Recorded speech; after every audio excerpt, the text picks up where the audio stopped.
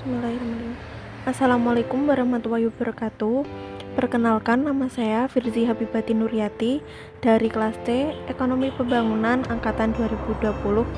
Saya akan menjelaskan tentang pendekatan pemikiran moneteris dan Keynesian tentang cadangan devisa perekonomian Indonesia. Yang pertama, apa yang dimaksud dengan devisa?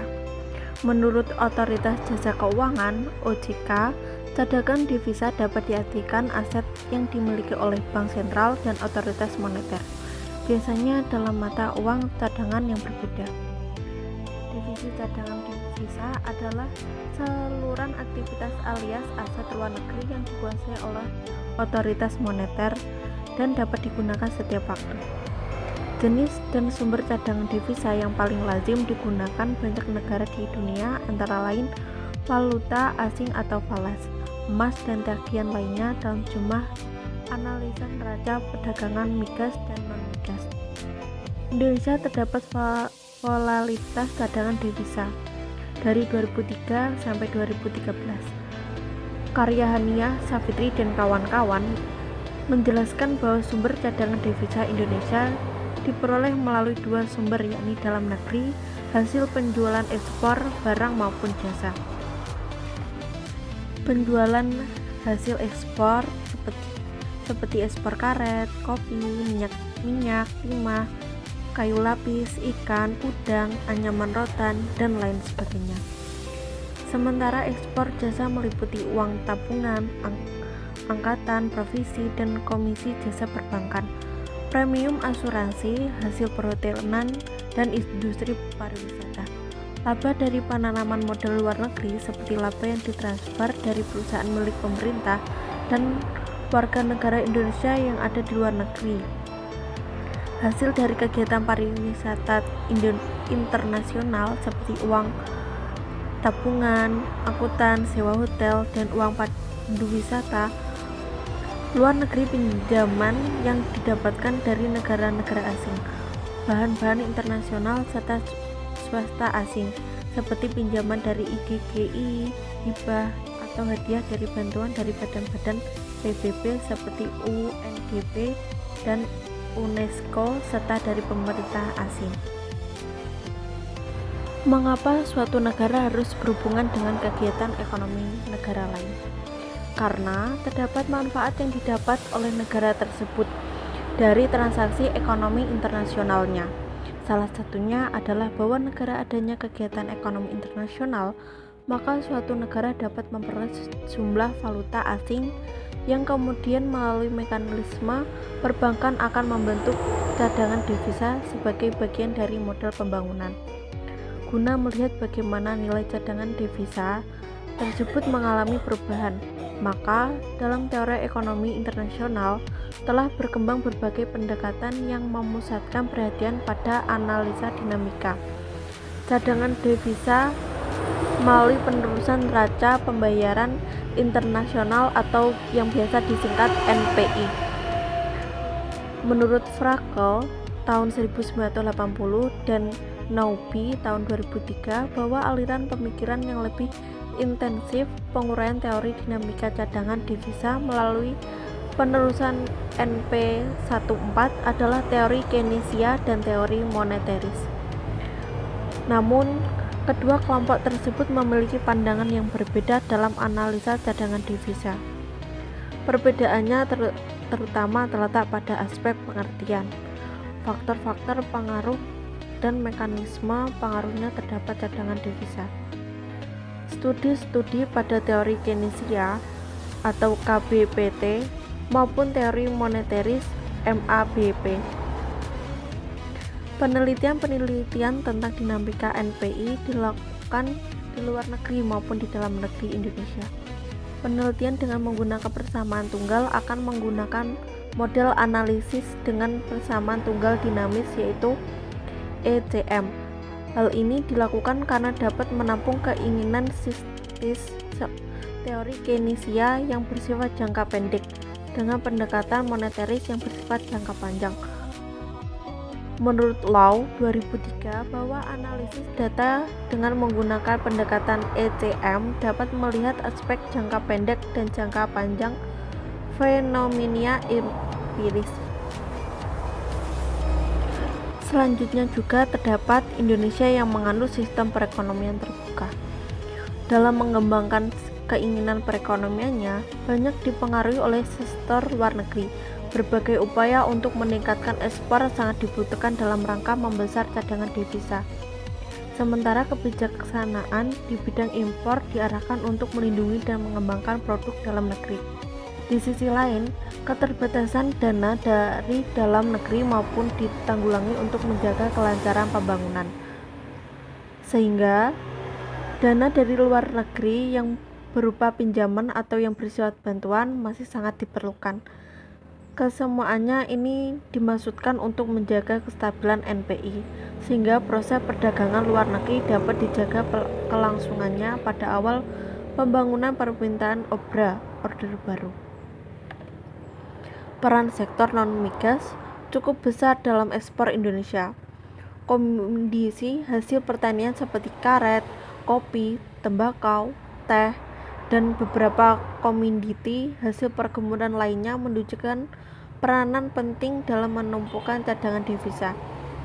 Begitu pula ekspor hasil tambang seperti batu bara, timah, dan bauxit turut berperan mengamankan cadangan devisa, sehingga segala kebutuhannya untuk impor dapat dibiayai. Namun demikian secara terjadinya oil bomb sebagai dampak keberhasilan OPEC.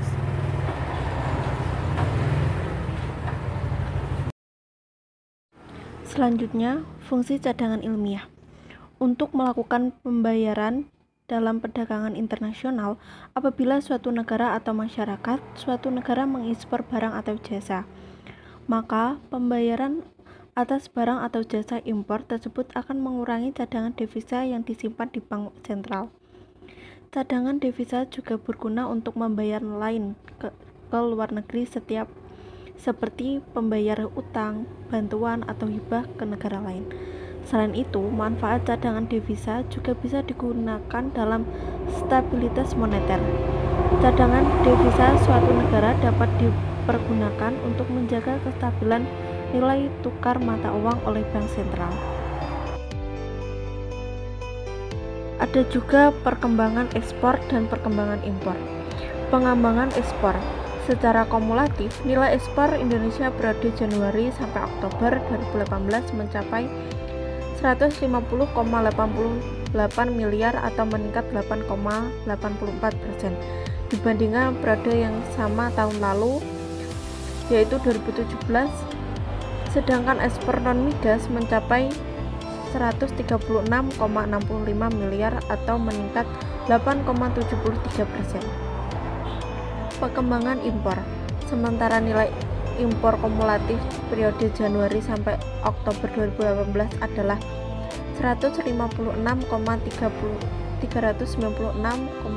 juta atau meningkat 23,37% dibandingkan periode yang sama tahun sebelumnya. Meningkatkan terjadinya pada impor migas dan non-migas masing-masing 5,42 miliar atau 27,72% dan 24,21 miliar atau 22,58%. Defisit neraca perdagangan bulan Juli merupakan defisit terbesar mencapai 2,01 miliar. Selanjutnya, variabel pertumbuhan ekonomi. Dalam jangka pendek, hubungan antara pertumbuhan ekonomi dengan perubahan cadangan devisa adalah positif, namun tidak signifikan dengan koefisien sebesar 0,147. Sedangkan dalam jangka panjang, hubungan positif dan signifikan dengan koefisien regresi sebesar 0,522.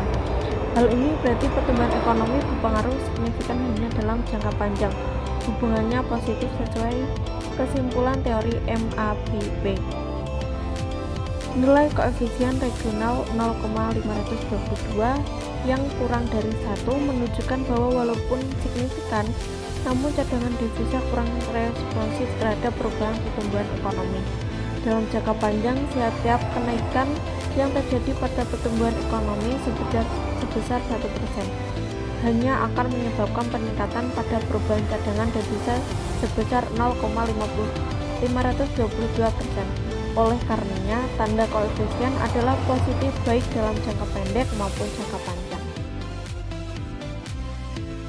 Pengaruh pertumbuhan ekonomi terhadap cadangan devisa mengikuti logika teoris moneteris. Artinya, dalam jangka pendek maupun jangka panjang, perubahan dalam pendapatan akan mempengaruhi keseimbangan di pasar uang domestik melalui perubahan terhadap pemerintahan uang domestik. Adanya peningkatan pendapatan masyarakat akan meningkatkan permintaan uang. Apabila meningkatkan permintaan uang, masyarakat tidak diimbangi oleh ekspansi kredit domestik oleh pemerintahan Indonesia. Maka hal itu tersebut justru dapat mendorong kenaikan tingkat bunga dalam negeri. Selanjutnya, hal ini akan meningkatkan aliran modal masuk hingga dapat mendatangkan surplus terhadap neraca pembayaran Indonesia. Positif dan signifikannya, hubungan antara pertumbuhan ekonomi dalam jangka panjang menunjukkan bahwa dalam rentang waktu 1983 sampai 2018, proporsi pertumbuhan ekonomi Indonesia lebih banyak disumbang oleh keberhasilan pengelola kegiatan ekspor yang cenderung lebih besar dibandingkan kegiatan impor baik untuk barang maupun jasa. Keberhasilan ini terutama setelah Indonesia terus mengalahkan ekspor non-migas yang sangat didukung oleh sektor industri. Selanjutnya, terdapat variabel perubahan nilai tukar valuta atau NTF. Apabila valuta domestik mengalami depresiasi atau valuta asing mengalami apresiasi, maka harga domestik akan meningkat yang pada gilirannya akan meningkatkan permintaan uang nominal. Jika peningkatan permintaan uang ini tidak bisa dipenuhi oleh sumber-sumber dari dalam negeri, maka perubahan tingkat bunga akan meningkat dan mendorong aliran dana dari luar negeri meningkatkan dalam jangka pendek yang menyebabkan surplus pada perubahan cadangan devisa. Surplus akan terus berlangsung hingga excess demand uang domestik hilang. Efek ini hanya bersifat transitory.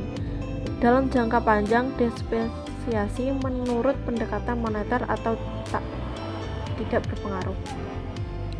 Dalam kasus Indonesia, terbukti bahwa dalam jangka panjang pengaruh merupakan nilai tukar valuta terhadap perubahan cadangan devisa adalah signifikan.